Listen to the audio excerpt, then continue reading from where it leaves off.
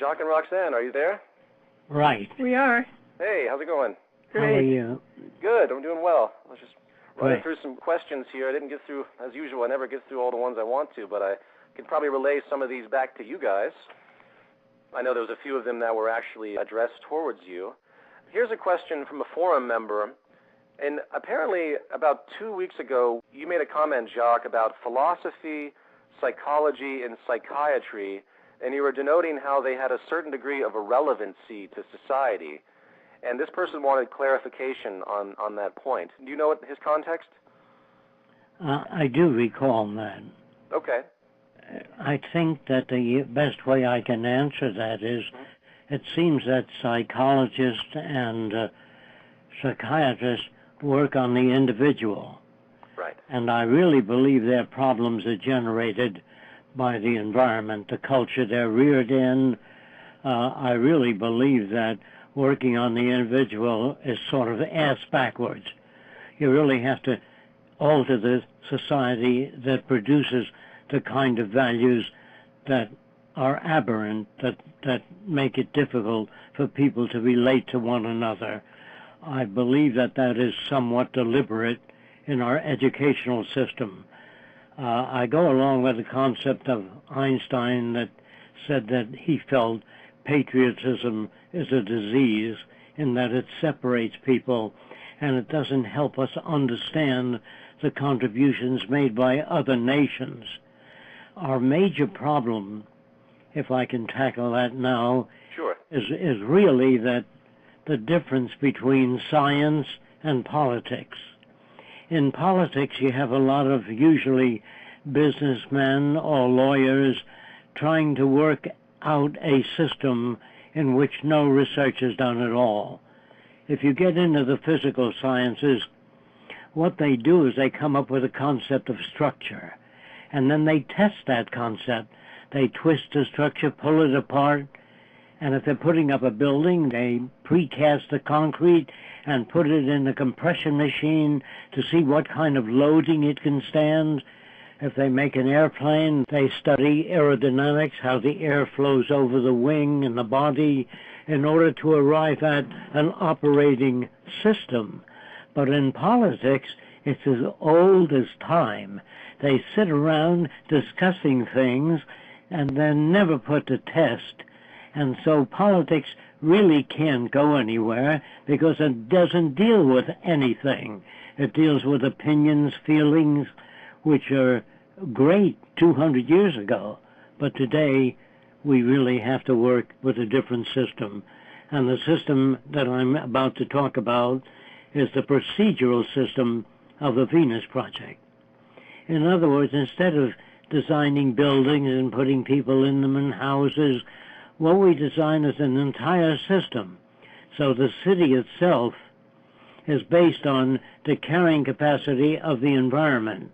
So is the whole project. In other words, as we bring nations together to work as a cooperative team on the earth, take care of the environment, restore the oceans, rebuild the reefs, and restructure our education so it's relevant to conditions that threaten people. Instead of killing one another as they do in wars, as politicians usually conclude, we would train people or educate people to become good at problem solving. So what we have to do is learn how to bridge the difference between nations, not kill. Killing is a very old solution. It never worked. It always produced hatred and resentment and destruction and pollution in the environment. There's just no limit to the amount of pollution if we get into another military conflict. So the military conflict is a supreme failure of nations to bridge the difference. And I feel that the only way you can do that, bridge the difference between nations, is to make them part of a global system in which all of the world's resources are shared by all the world's people. As long as you've got separate nations that control resources or the greater deal of the world's resources, you are going to have trouble. All nations want a piece of the pie, and that's your problem. The same with labor unions. Labor unions are very good for labor, but if the price that they demand goes up, the price of the car goes up. So labor unions are interested in getting a piece of the pie. I'm interested in all people getting a piece of the pie, not fighting for any group. I'm not interested in women's rights, Jewish rights, Polish rights.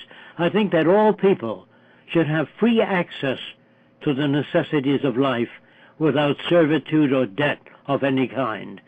Anything less than that will be a continuation of the same problems we've had for centuries. In fact, that we've had the same problems for hundreds of years, and normal people are brought up to believe that that's human nature, because the conditions have always been that of scarcity, deprivation, and artificiality. One of the major forms of artificiality would be the concept of a free society or a democratic society. You've never had a democratic society. In a truly democratic society, you would hear all points of view on Sunday, all concepts of religion, different concepts, different presentations, including atheism, agnosticism, and it would be up to the American people to turn it off. But when you've got one point of view on the air, every broadcasting company, remember, has vested interest.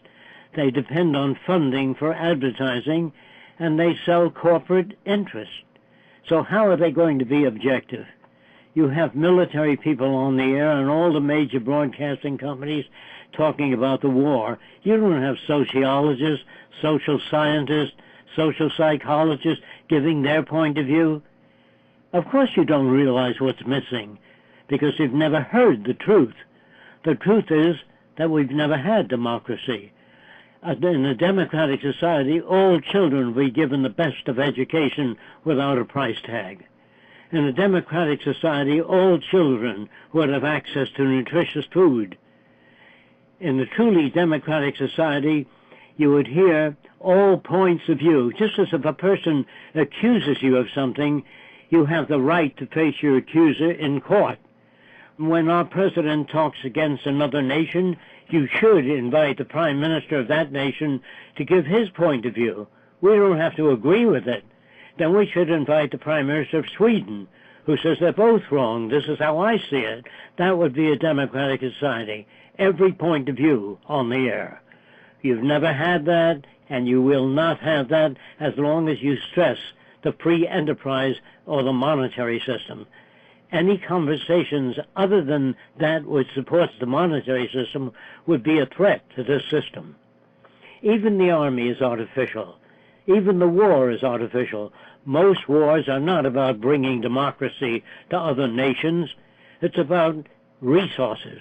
It's about oil, or it's about cheap labor, or it's nothing to do with democracy. In fact, if you really think about it, you find that you can't go to a country where people have an established system, whatever that is, where they have 10 wives or 15 wives. You can't verbally change them. They've been that way for hundreds of years. So the only way to bridge the difference between nations is not through military systems. It's by sharing that which we have in common. All nations need clean air, clean water, arable land, good nutrition, and a relevant education. So you start with the areas we have in common. Eventually, all people will pick up technology, because it's the only thing that can add to their culture and minimize the amount of stress and give us more time to spend with our families. Through technology, through machines, we can do away with repetitive, boring jobs, which most people hate. And in that way, we can send people back to school to study things that become relevant to problem solving. Imagine if all the soldiers, instead of trained to be killing machines, they were trained to be problem solvers.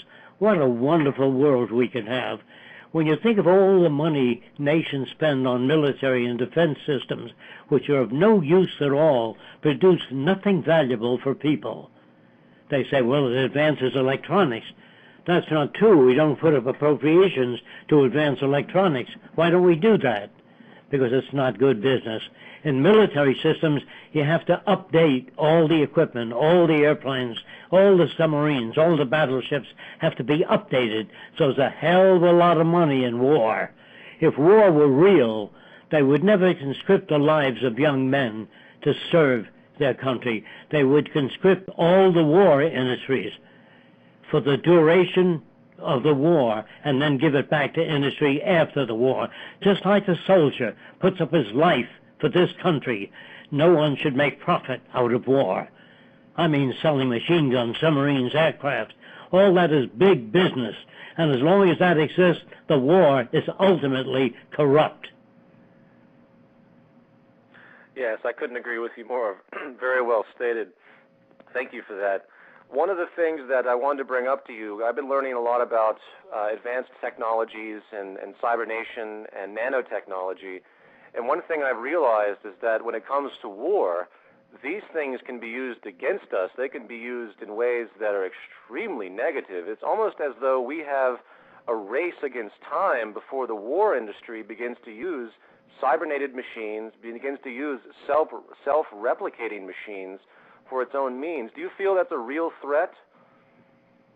The real threat is ignorance. Sure. A public that's not informed or well educated is a threat. And that goes for all the nations. All the nations of the world try to bring up their people to uphold established institutions. But if you work today for an electronics firm, they don't want you to turn out the same product. They want you to make your product faster. I'm talking about laptops that store more information in less space, lighter in weight. All technology is in a constant state of rapid change, whereas our political systems, they keep pounding into your head democracy and freedom.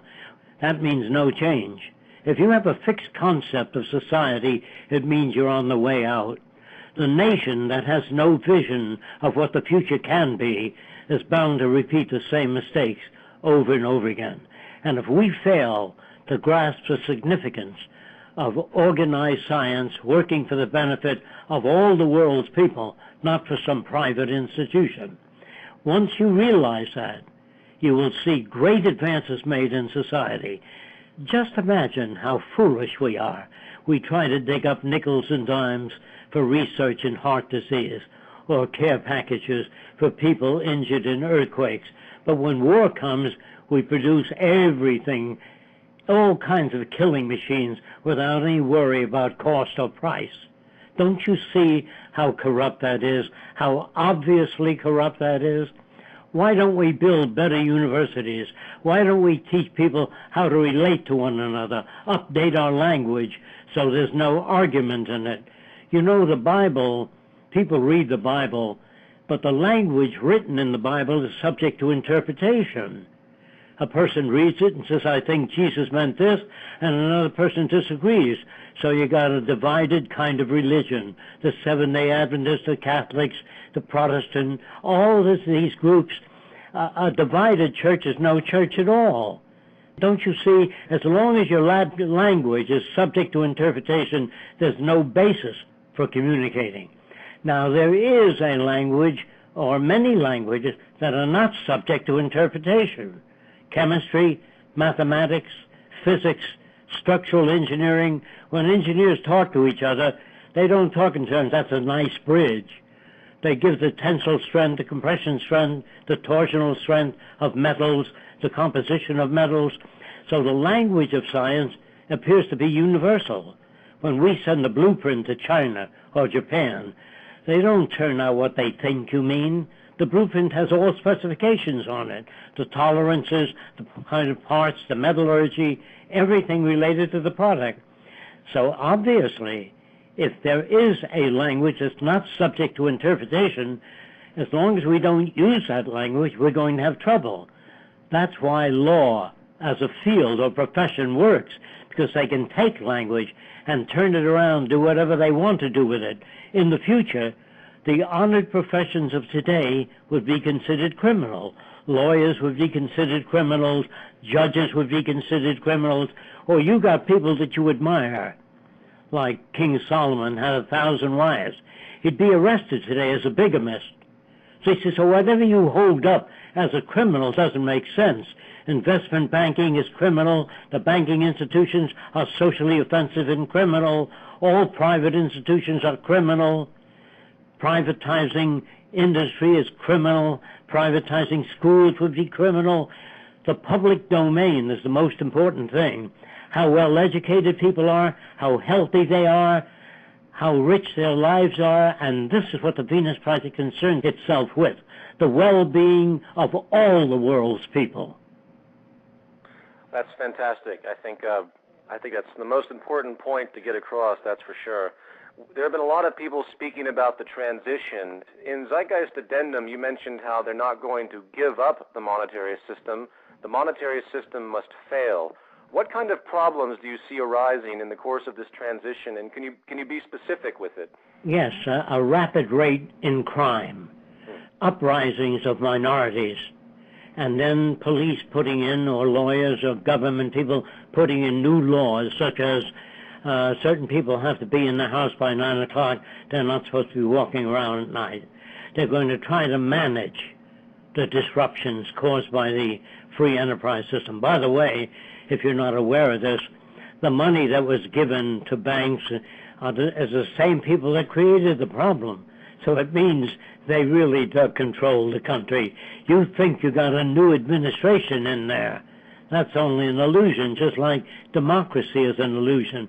It's always an illusion if people don't have access to nutritious food, if they can't afford it. If they can't afford medical care, then the word democracy has no meaning at all. Think about those things. In other words, I'm not out to hurt anybody or kill anybody. I'm just talking about all civilizations go through transitions. They're always emerging. And the concept of the transition means, as we learn new things, in technology, we apply it.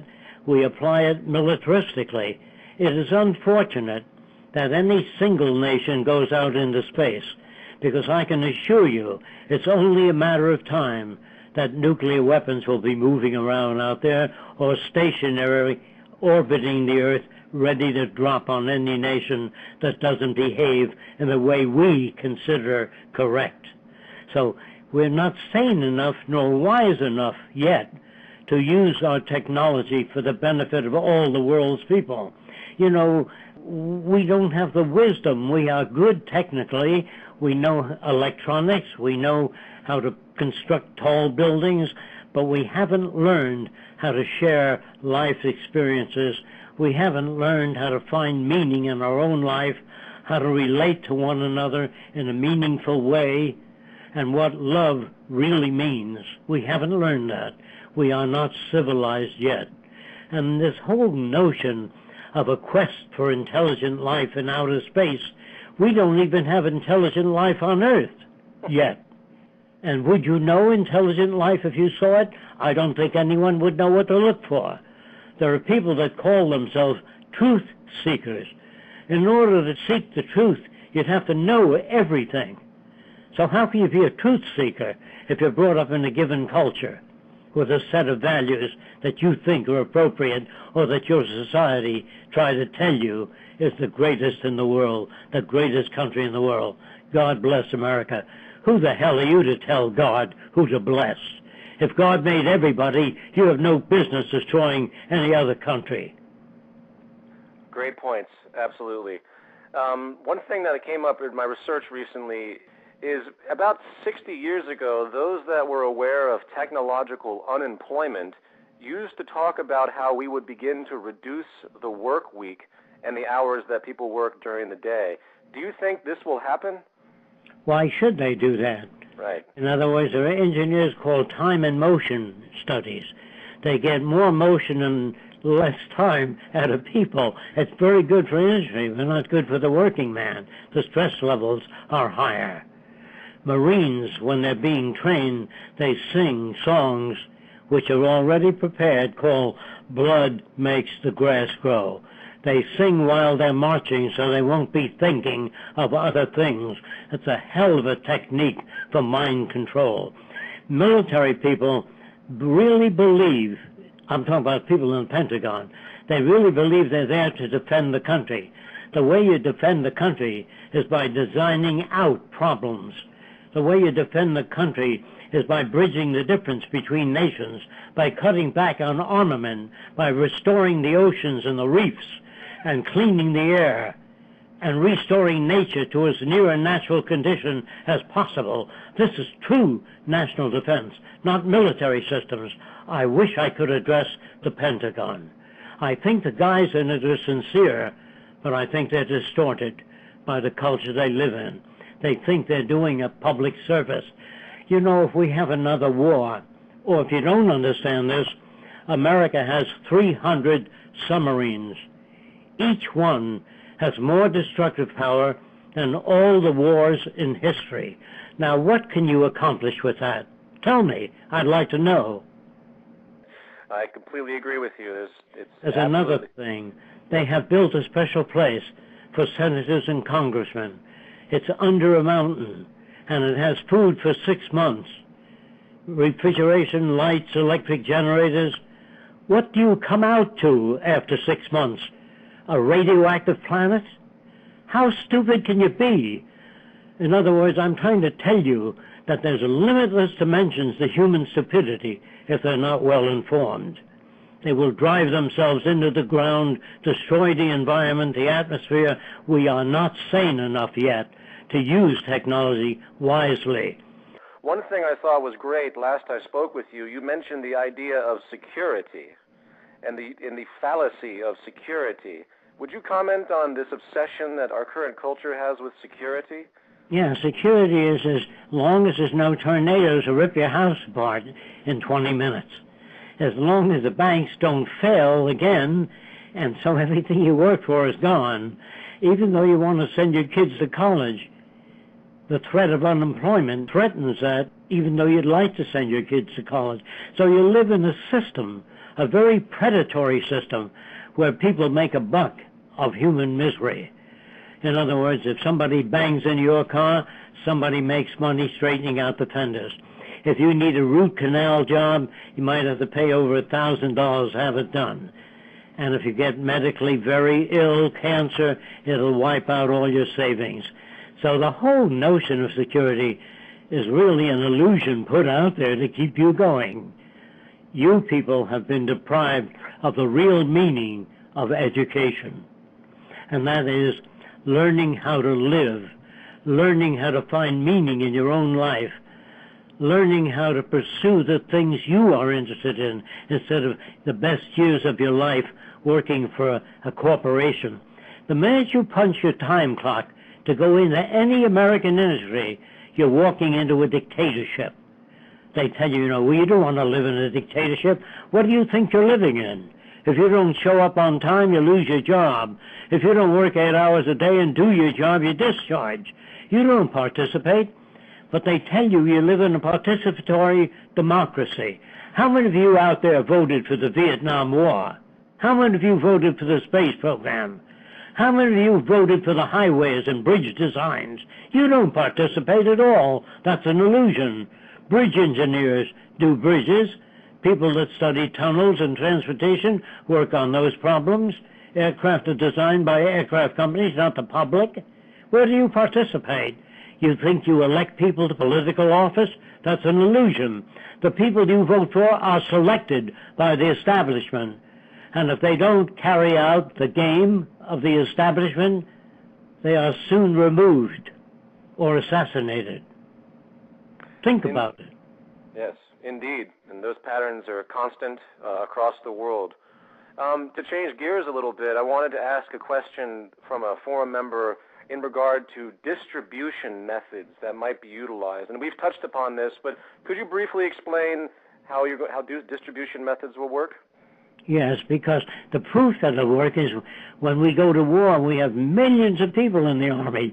They're all over the world, and we distribute food, clothing to all of them without a problem. Good point. Except a lot of ships are sunk at sea on the way, but we still can produce enough food to feed all the millions of men in the Army. Why can't we do that in peace?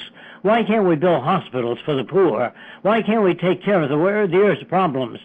Don't you see that the smarter the children are today, the richer the world of tomorrow? every child deprived of nutritious food, every child hanging out in malls. That's where you find high school kids today. They hang out in malls because there's no art centers, no music centers, no cultural centers they can afford to go to. So I would say the higher the quality of the intelligence of all people, the richer the world. Deprivation spreads, and it deprives us of true progressive knowledge. Yes, absolutely. Here's an interesting question. A lot of people, they wonder, they are so conditioned by this current culture that they have no idea what the world would even be like after the transition. And the question is, what would the problems be after we transition into the Venus Project? The new language it has reference. For example, let me tell you how terrible our language is today. Okay. We say things like, have a nice weekend. You know, why don't you say, have a nice life? Go all the way. Right. Do you understand? We say, have a nice vacation. Have a nice life. Go all the way. In other words, our churches even bless our war tanks. This is all anti-Christ. Right. Most of the churches today, not all of them, have become business institutions. They always need money for Jesus, or God needs money. God doesn't need any money. This is a human concept. Humans invent that to take care of their own establishment. Now, Jesus, as I understood the man, he would have dinner with the poor, he would work with the poor, with the prostitute, with the beggars. If people tried to stone another person, they would say, he who is without sin, let him cast the first stone. The nation that is completely free of corruption does not exist. We stole this land from the Indians. We took California and New Mexico by force and violence. Definition of a criminal: one who removes an object from your possession without your permission. That's exactly what we did after we won the war. We kidnapped the German engineers and took their rockets and took whatever we needed from them and brought it here to the United States and put some of the top German engineers in charge of the rocket programs. So when you get mad at somebody and you want to kill them, you don't do that because that's against the law. But when a nation gets mad at another nation, there's mass killing, more than would have been if you would shoot your neighbor if you disagreed with them. The nations themselves are the biggest killing machines that ever existed. Although they quote the Bible, they go to church, but once the nation says, there's your enemy out there, the church itself, if it begins to say, just a minute, don't kill, don't go to war, there are other ways, that church would be shut down. Any church that would carry out true religious teachings would have a very limited following. Absolutely. They have to survive in the monetary system just like every other group, and it's obviously very transparent to most people that establishment is extremely manipulated and is no different than really a corporation at this point. Everything that the establishment touches becomes corrupt. Right. When a doctor says, I think your kidney has to come out, we don't know if he's not trying to pay off a new boat he bought or a new house he bought. It's very hard in the monetary system to understand the intentions of people. Yes. You know, I got just the car you're looking for. In other words, take an honest Christian who works in a department store, and a woman, say, wants to buy a lamp for $20. If he's honest, he said, look, if you go next door, you can get the same lamp for $15. How long do you think he'd be working for that company? You see, it's very difficult in this system to be decent and fair. Yeah, so I absolutely... Or any monetary system. It just does not promote those conditions by the nature of the established society. Yes. And it's amazing how people seem surprised when we have corrupt politicians taking bribes, and they seem surprised when we go to war for resources, and it becomes quite transparent. And there's a great deal of naivety, I think, out there, wouldn't you say, with the general population, because they really believe, most of them, in this system. You can't manipulate people unless they're naive. Right. Remember when in the days of slavery, if you taught your slave how to read, you were fined. You see, if you educate people, you can't control them. Yes. So there's the answer. if those of you that don't understand what I'm talking about, if you contact the Venus Project, we have many books that you can get hold of that describe how this system works, which is not in all your public libraries. It is not in your schools. It is not in your universities. I can name a whole batch of books that you never heard of that really describe the way our country operates. Yes, yes, and I recommend the reading list to everybody, and they should definitely get your books. And yes, absolutely. Also, I recommend people to get books and put them in libraries. People have been putting my movies in libraries, school libraries. I think it would be great to have your books donated to local libraries too. So that would be wonderful. Yes. Great. Actually, the reading list is on our blog, and you can get direct links right to Amazon to purchase them. I think that information in your book is wonderful. That's definitely a great starting point for people to learn about this stuff. I want to rephrase my prior question. You had mentioned before that the only real threats to humanity are threats that are common to all people. That's disease, heart disease, cystic fibrosis, degeneration of the retina, tsunamis, hurricanes, tornadoes, floods. This is what we should be working on. The threat to mankind, not other nations, not killing people, but preservation of the environment, restoring it, rebuilding the reefs, removing the pollution that we dumped into the ocean. All ships pump their bilge, oil out into the ocean, and lots of garbage and waste. We depend on the ocean for survival. We are really killing ourselves due to the fact that the public is not educated in the real essence that supports survival for all people. That's a major threat. Irrelevant education. Yes, I think you also mentioned that one of the greatest resources on this planet is really the human mind, and that's something people don't think about. They don't realize that the human mind is really the most powerful aspect, and we've been abusing that. We don't take care of our culture. Right. Well, look, whenever they turned to science and said we need an atom bomb, they were able to come up with it. Too bad they weren't wise enough not to give it to the military. They would not use it intelligently. See, even the scientists today, lots of them are patriotic. Same with Germany. When Hitler got into power, many scientists fell in line. Very few actually left. So you see, even in the Axis power, scientists are brought up with loyalty to their particular country. A real scientist would have loyalty to the earth and our resources and all the people on it, not any single nation, because we owe so much to so many other countries. Like an Arab named Algebra gave us algebra, and a Frenchman named Louis Pasteur. Maybe if it weren't Pasteur, we'd all be dead.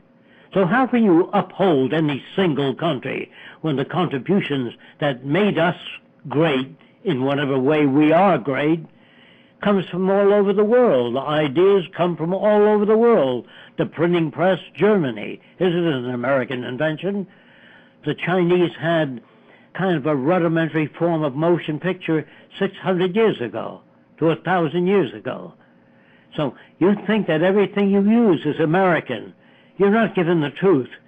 And the book called The New American History, which is very difficult to get hold of, gives you a lot of information along the lines I'm talking about. So as long as you keep people from knowing what you call the truth, you can control them. All societies are controlled. I'm not upholding any particular society. They're all corrupt as long as they use money, as long as they have politics. With politicians never gave us a better electric light or a method of inoculation to cut down the amount of diseases in the country. They never designed hospitals for people. They made no contributions at all except verbal things. It's like religion. They give lip service to the Christ principles, and I think Christ said, by their work you shall know them. So here we go into a building and say, may we live in peace. May we have eternal brotherhood. But if you don't do anything about it, you just have a verbal hobby, which I call most established religions are a verbal hobby and have nothing to do with the teachings of the wisest people that ever lived. Absolutely. Applied spirituality, I think, would be a good term. And unfortunately, most in our, pseudo-spiritual and I like the term you use, applied spirituality. That's good. Yes, yeah, I think that's a great way to think about it. That's certainly what I try to use as a form of terminology, because you're absolutely right. It's amazing to me how we favor certain individuals that, of course, are very giving, like Mother Teresa, but yet we don't pay attention to the Louis Pasteurs and the people that have actually contributed to save millions and millions of lives. So they also say, what would motivate people if you take away money? Well, I don't trust people motivated by money. Gandhi worked for nothing. Martin Luther King worked for nothing. And people that really love the world, Jesus never got paid for what he did. He chased the money changers out of the temple. And when he did, he used profanity. He didn't say, will you kindly leave? He chased them out, upset their tables, and now they're all back in full control. But really, if you understand what I'm talking about, we don't want to hurt anybody, kill anybody, build any prisons, or use police. We want to make it unnecessary for people to steal, so they have access to medical care, health care, decent housing, all people, all over the world. As long as you don't share your resources, you're going to have trouble. As long as you maintain ownership, too, there'll be problems, and laws to keep people who own things in power. And if you really are honest about your religious beliefs, in the Lord's Prayer, Jesus said, thy will be done on earth as it is in heaven. There's no money in heaven, no business, no private ownership. What do you think we're talking about? What do you think the Venus Project is? It's a translation of all the world's religions into a way of life rather than lip service. Absolutely, and that is precisely what I hope people get out of this that are religiously oriented, is that while they might have disputes on specifics, until you engage a world where people actually have reciprocal caring for one another and they share what they have, it's all, again, lip service, and I completely agree with you. I wanted to ask you, I got a question regarding cultural diversity. There's many people that believe that humans might be too similar, or everything might look the same in sort of like a 1984 type of environment. What can you say about cultural diversity in the future? Well, we would have courses in creative thinking.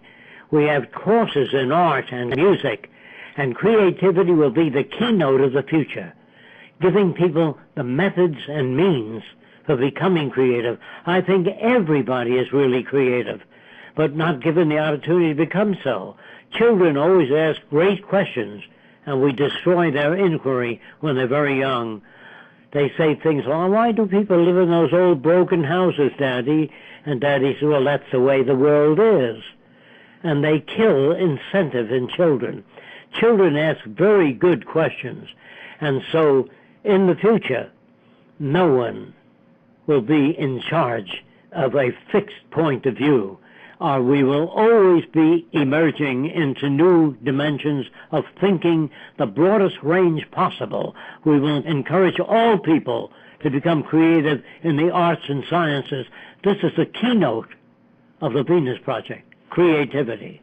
And also you have to remember that it's not what people wear or their clothing or their hairdos or the way they dance that makes them individuals. It's how you think and how creative one is. I always say to people when they ask that, well, do you think Jacque is creative or an individual? He's the most individual and creative person I know. He wouldn't come up with a society that would squelch that for everyone else. Of course, and he's not wearing earrings, and he doesn't have tattoos. And that is unfortunately the vanity that we see in this culture, which just keeps growing every single year. And people have been brainwashed by the corporate industry to identify themselves with their property and the way they look. And I think that's a big hurdle, of course. And so all news is managed news. Sure. You get what they want you to hear. You really don't have news on your broadcasting or your newspapers. Who gives a damn if somebody is getting a divorce, a movie star, or she becomes pregnant because she's not married? Who gives a damn about those things? That's irrelevant.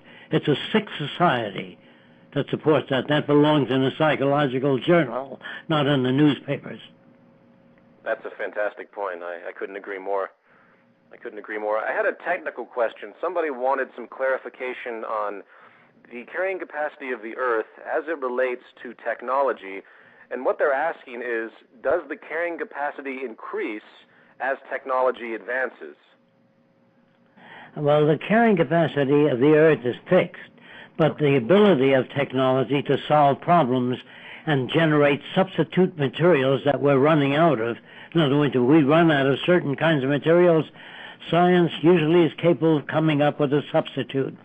Just as we blockaded Germany from getting rubber from Sumatra, the Germans invented a synthetic rubber. So they had their jeeps and vehicles all equipped with rubber. If you have a good technical staff, you can solve problems. But technical staffs don't always have the necessary appropriations to do the research they want to do. Remember that labs today do not have the appropriations necessary to do the kind of research they want to do. In the Venus Project, we would make all things available. Whatever they required, we would make available. And there wouldn't be patents or proprietary technology which holds creativity and advancement back. But all inventors and all people would be cared for, so they need not be hungry anymore. Artists need not starve and paint pictures. All of that garbage that goes along with the monetary system. Someday, children will ask their parents, couldn't you see that the monetary system generated both incentives and corruption and embezzlement and taking care of your brother-in-law and falsifying information in advertising and everything else? Wasn't that obvious, Daddy? And Daddy would say, well, we didn't know that at that time. We didn't have that kind of information. And the child would say, but wasn't it obvious? Because children of the future will not be educated as they are today to learn things that are totally irrelevant. Dickie Dare and the sheep on the way they met a cow. Moo moo, said the cow. Ba ba, said the sheep. You fill kids' heads with nonsense. Let me say this clearly. Children can learn geology, reforestation, they can learn the ocean sciences, marine biology, they can learn anything just as fast as you give them the Mickey Mouse Club. You are harming people when you do that. You hold them back. Children can learn anything. It's all in your head that you think they need for you to say, look at the little birdie singing. The birds don't sing, they make certain sounds. We call it singing. Birds are not singing. The world you live in is as full of shit as a Christmas turkey. Well put, and I completely agree. But it gives them a good start when they learn reality instead of having to undo all the fairy tales that they learn. And the stories that they learn when they're young are horrifying. That's true. Witchcraft and the stuff that kids read today, right. And then your motion pictures today, which is the same story over and over again. And they even try to make movies about the future. Well, they've got in those movies, cowboys in space, with laser guns shooting people, dissolving other spaceships. That's not the future. That's the psychopath's notion of the future. Yes. It's a free enterprise system brought into the future. Yes. Well, I'm still amazed, even right now, as to the fact that no positive film has ever come out about the future, and everything is always negative, everything is post-apocalyptic, or, as you put it, absolutely absurd. Why do you feel that the perception of the future has to be negative? Because most people you meet, they tend to feel this way. Do you have any people will make demands on society if they saw the truth. Good and point. They couldn't maintain the established system. If you ran a movie on the future and kept it fairly close to the probable state of technology, people would come out of the theater and say, why don't we have that now? Yes. Why are we struggling? Why do we go to work every day when we can automate and spend more time with our family? In other words, if the industry was sane and a new machine came in, they would say to the help, now you work 4 hours a day, you can have a 1-month vacation instead of 2 weeks. That would be, no one would be against machines. But if they take in machines and they downsize, it's cheaper to get rid of you than to give you the benefits.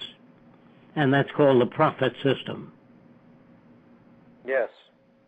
Yes, absolutely. It's unfortunate that everything is, as you said, ass backwards. That's the way. By the way, PJ, there are people that do wonderful things in industry, but they're out of business. Sure. No one will invest in a company that takes care of its health, that builds a playground for the children of the women that work there, or shares in the medical care for all the help. No one would invest in that company because the profit margin is lower. Do you understand that? Being a decent person is threatening in this kind of society, threatening to your perseverance in existence. Absolutely. It's a self-perpetuating corruption. There's really no place for someone to be honest, and I think that's a very radical realization for most people that I speak with, because they just assume that it's pockets of corruption, and they don't understand that the entire thing is corrupt. It has to be to operate. Look, a lawyer is not out to help people with problems. They're out to make money. They don't consider people with problems. They don't care about the truth. Very few lawyers.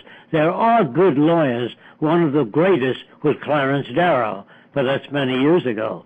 There are few lawyers that do good work, but there are doctors that do good work. They're called Doctors Without Borders.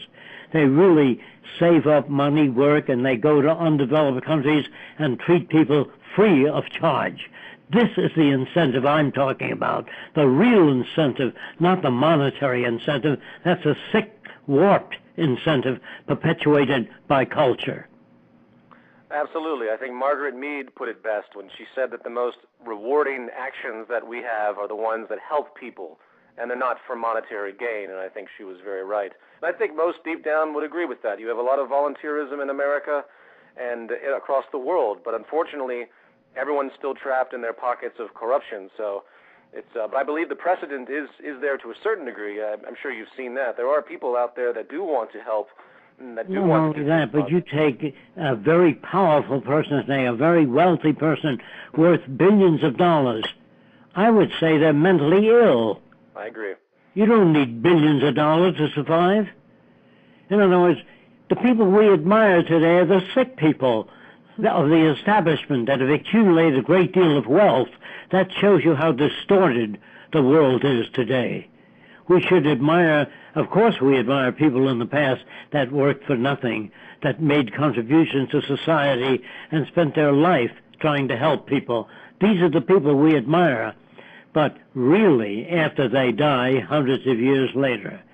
But today we admire the wrong people, the wealthy and the powerful. The most greedy people are the people we admire. So our society is distorted, very distorted, and I feel sorry for the shape of the future if we continue along these lines. Yes, I absolutely. And I think you made a great point to me last time I saw you, where you commented that for someone to have billions of dollars is for them to consciously not want to care about all of those that die of starvation because they're withholding that money which could help. And that's something people don't often think about. That's a conscious withdrawal of efficiency. Right. They are hurting people because the more people out there working on heart disease, cancer, is for your benefit. When you deprive labs of the equipment they need, not money, the equipment, that's why we call it a resource-based economy. We provide labs with whatever they need because we have the resources, but we don't have enough money to build hospitals all over the world, but we have more than enough resources. Yes, and that's the great realization. Absolutely. On a practical note, I wanted to bring this up because I think we have a very large audience today. And have you had any luck with having people help render some of your work? Because I wanted to throw this out there to people. We're very lucky to have a very large base of very honest, dedicated people that really want to push forward with this social direction. So hopefully very soon we can do that as well. We only have a few minutes left. Is there anything you guys want to say in conclusion? You're right. That's what it takes to change things. In other words, Roxanne and I have no power at all. It's you people out there. If you understand what I'm talking about, do something about it. Don't sit down and make a verbal hobby of it. In other words, if you really believe in the world and people, we can save it. It depends on what you do, not what Roxanne and I, we spend all our time, and PJ spends all his time trying to enlighten people. So it's what you do that counts.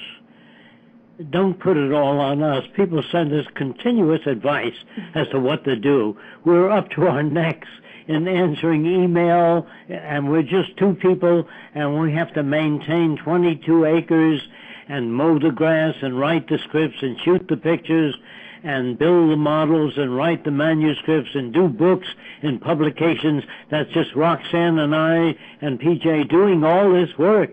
We need your help and participation. That's what will make the transition. Otherwise, there won't be one.